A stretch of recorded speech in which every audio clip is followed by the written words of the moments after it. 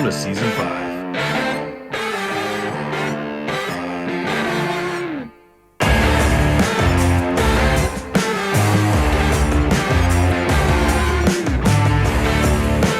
Support for the BowHunterPlanet podcast is presented by Dead Downwind, Tinks, Shadowhunter Blinds, Burris Optics, Dead Ringer, The Grind, Bomar Archery, Element Outdoors, Reveal Cellular Camera, HHA and HHA USA, Black Eagle Arrows. additional support provided by Deer Camp Coffee and Yeti Coolers. Hey guys, welcome to the BowHunterPlanet podcast. Myself, Dave Thompson, along with Kevin Conlon from Florida. Can't believe it. Kevin's back. Say hi. Jay's in from up north in Michigan, so that's kind of fun. Up north. We'll just call it that. 36 miles. We might lose him, so just so everybody's aware, because a lot of times his internet's not the best. So yeah, that boondock internet, all the way up north. I don't think Jamie and Tim need introduction anymore. And then Heath is joining us from Thorn Broadheads. Heath, how you doing, man? Doing great. Are you guys? Yeah, man, we're doing good. Thanks for joining us. I really want to have you guys on to talk a little bit about the crown, because it's been a lot of people have asked me a lot of questions about this broadhead. We've done a lot of stuff with it internally here, and learning about it from you guys directly. There's a lot of stuff about the flight and why they're different size broadheads on there, or different blades, I should say, different sizes in the twist. So I was kind of hoping you could tell us, I guess, first a little bit about Thorn, and then maybe jump into the crown. Okay, yeah. So Thorn is technically, it's like a 3-year-old company. We did kind of a false launch in the fall of 2017, and then we actually launched at the ATA show of 2018. And our claim to fame is our original, which we now call the OG for good reason. It started out with just the 1 3/4 cut. It's got the stainless steel patented rip tip. And that was kind of our claim to fame. We got famous for patented hidden blade technology, field point accuracy, no doubt, guaranteed. There's no ifs, ands, or buts about it. And then in 2019, I think probably July, we started to endeavor in on the crown. Andy, our CEO, his main goal in the beginning was to create a fixed blade that could do field point accuracy without having to do the special tuning to a bow, because most common bow hunters, they don't know to tune your bow to a broadhead. So his goal, and which ended up creating the OG, as you can see in the video there, that's the OG. So that's kind of what sparked the crown, because his main purpose or main goal was to create the fixed blade that could do the same kind of accuracy as a field tip and as our original expandables.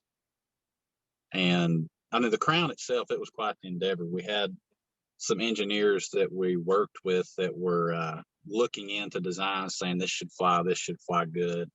And just in field testing, man, it blew my mind how quickly it can plane just any little bit. And we almost threw it away, to be honest. It was something that we honestly thought we were not going to get the broadhead to fly at all. I remember we were doing some field testing, and at 30 yards, I completely missed the target at 30 yards. Wow. I was thinking to myself, oh my gosh, it's like, there's just no way. And that was, at the time, that broadhead looked substantially different. I mean, quite a bit different than what the end result was. If that broadhead in particular had 1-inch blades up the entire ferrule instead of the step down. And because of that day where we just found that nothing was flying right, we decided to create kind of a cone effect. And something that I knew was pretty substantial to fly to was how things were helixed, or the helical in the blades. And from a tournament perspective, and just like any kind of bow hunter that's dead serious about his bow hunting, most of the time he sets an offset or helix on his vanes, and 9 times out of the 10 of all the bows that I've ever shot personally, that helix is to the left.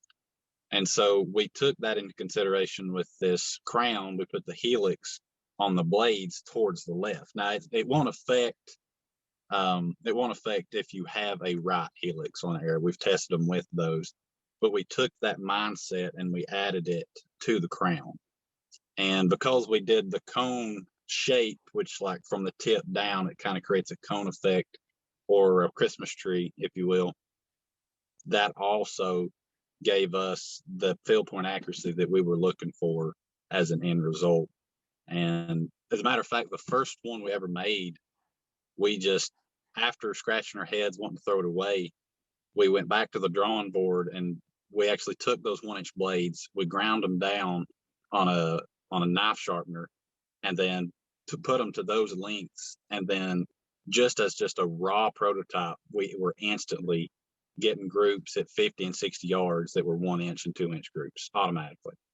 It was almost just like from God handing it straight to us. I mean, it was just crazy how we come up with that. And we finally got some engineers to do the drawings, and it was just like a no-brainer to them that, yeah, that should work. So it's pretty great. We're proud of it. And it's, as a side effect of that helix, you get just an incredible entry hole and exit hole. And it's 100% no failure. And, you know, we got a lot of guys that are worried about our mechanicals. You know, there's a lot of people that are on the edge of mechanicals anyway. And this crown has definitely tapped into that market for sure. So we're proud of it. I was going to say, I think that the story behind this broadhead is so incredible to me. Like, I just love the idea of perseverance with engineering to make something from nothing and to take it from having an issue to like, now it's perfect. It works. Everybody loves it. I just think it's a great story and experience that when I talked to your guys' team about it, I was like blown away by the amount of work that went into this broadhead. But clearly the broadhead is vicious, and our testing proved that the hole it cored out was literally so impressive in the ballistics gel. I mean, it literally is like a tunnel of cuts. You know, it's not. So it's not the widest. I mean, there's definitely going to be wider than it. But the point is, it bored a hole that is like a freaking hole. So like, it's like getting shot with a gun. It's almost like just a complete hole, which is very incredible. Yeah. It's kind of like I love the aggressiveness of that thing, man. Oh, sorry. Go ahead. Yeah. A lot of guys correlate it to like a shotgun slug hole. And honestly, I couldn't think of a better analogy for it, because when our testing, we were blown away. In the fall of 2019, we took it to Oklahoma and hunted with Brad Clay and Final Descent Outdoors, and stuck us on some of his land that he gets to hunt. And they had, I believe it was 75 deprivation tags for does out there. And we got to partake in some of that. And we killed 11 deer out of 4 guys in 4 days. And just that crown was, we knew that week then was just like, yeah, this is final. This is going to kill for sure. Yeah, the thing is absolutely wicked looking, man. I mean, from the moment we got him in, I looked at in the package and I said, what the heck is this? You know, because it kind of almost looks like a Christmas tree in a way, right? Where it's smaller at the top and it gets wider at the bottom. But what I absolutely love about it is something you already touched on, is the fixed blade aspect of it. I'm a big fixed blade guy, and you know that whether that's right or wrong, it is what it is. I just, you know, I like eliminating the unknowns of mechanicals that could be there, and to have a fixed blade that is this aggressive is just, I mean, there's nothing like it on the market at all. There's not been anything on the market like it at all. I think that's why it gets so much attention, to be honest, because people see it and they're like, they think it's a mechanical at first. I get a lot of questions like, oh, is that a mechanical? I'm like, it's not a mechanical, it's a fixed head. And that was the whole point of Thorn having this crown, is that now you guys have a mechanical and you have this fixed blade, which gives you guys 2 different options now, which makes complete sense. But this has got to be by far the most aggressive head I've ever seen, I think, in this industry. And it's got, because it's all those little blades. I mean, there's so many cutters on such a crazy plateau of angles. It's just really incredible. Yeah. A lot went into this head for sure, man. It was, and to have it and to see the results and to see the satisfaction that our customer base has gotten. And not only that, it's created a whole new, like you say, a whole new customer base that we've never had. for sure. And Yes. it's interesting too, and I'll say this real quick, that no one has said anything about the price. At $70, it's definitely not the cheapest broadhead in the market. But my point is in all the videos we did and testing, no one ever balked once at the price, which I thought was incredible. So the good news is they recognize that it's a really well-made head and it's worth the extra money compared to buying a cheap $30 pack of heads. So that's a good thing. Yeah, we've noticed that too. Is we know as an American-made company, the margins you have to make to survive and to pay and all that, you got to jack the price up. We get that. We get that it's an expensive head, but like you say, when people see that price margin, it may buck a few, but it's like they see that and say, "Oh, I'm getting something that is worth my money. That I'm going to have."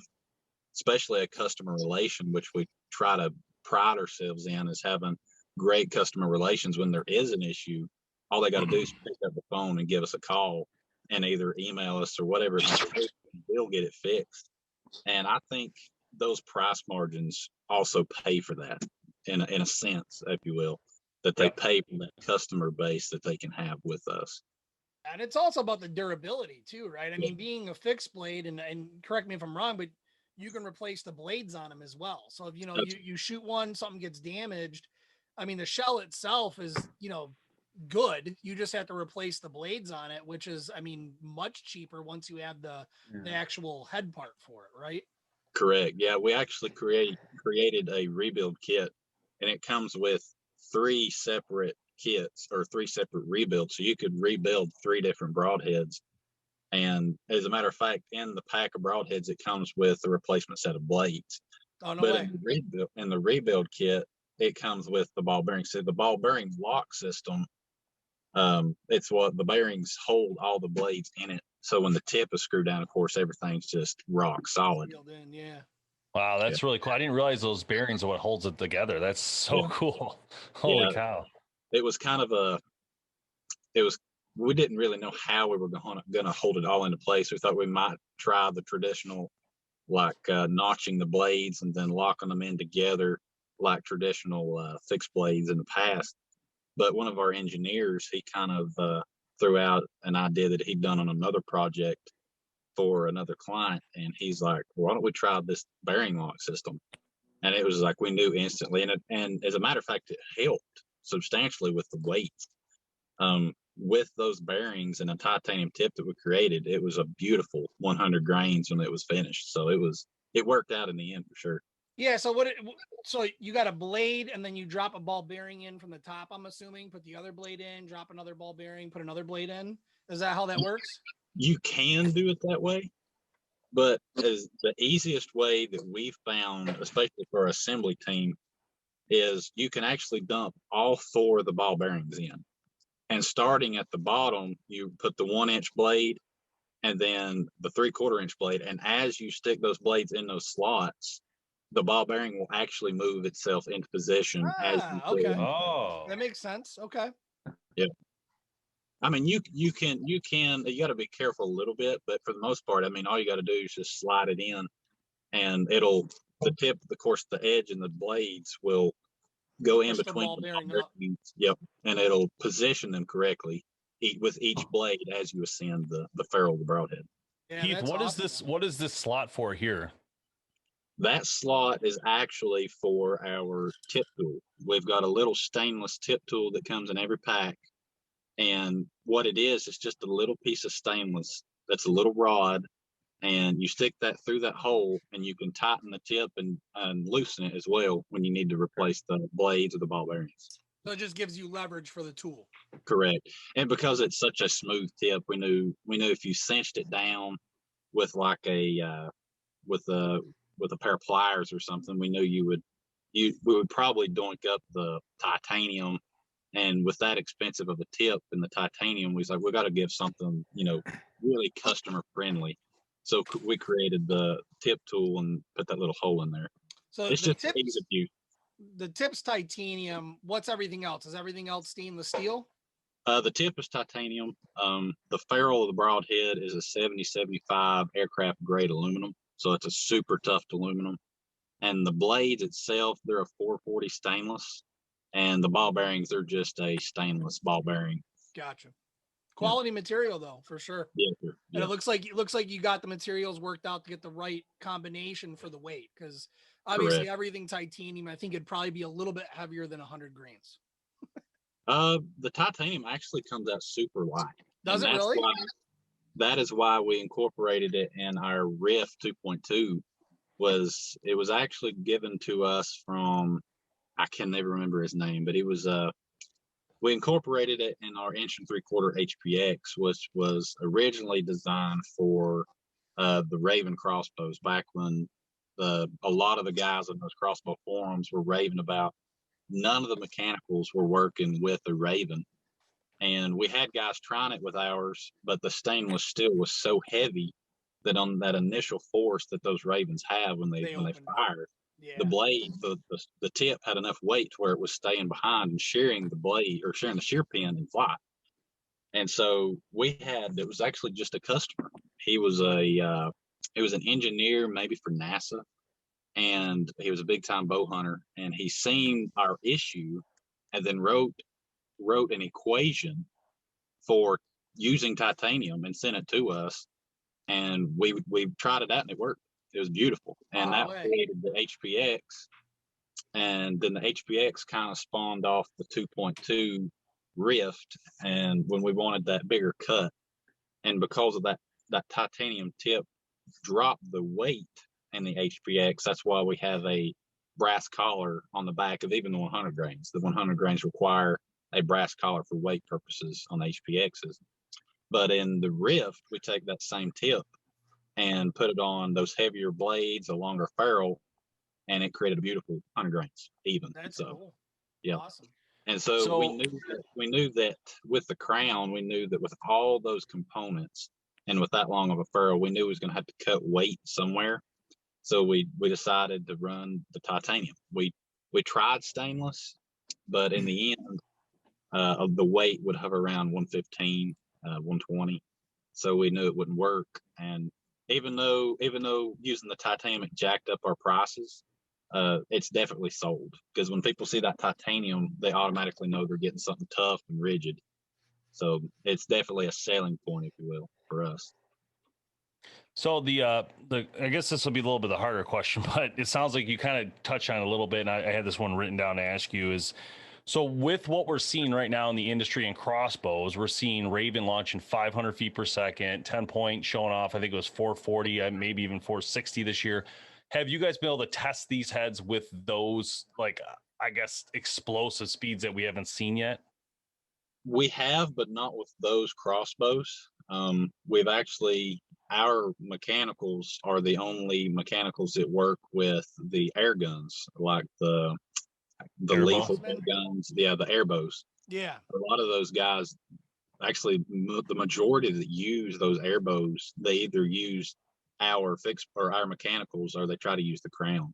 They've definitely, a lot of the air bow customers are our customers too.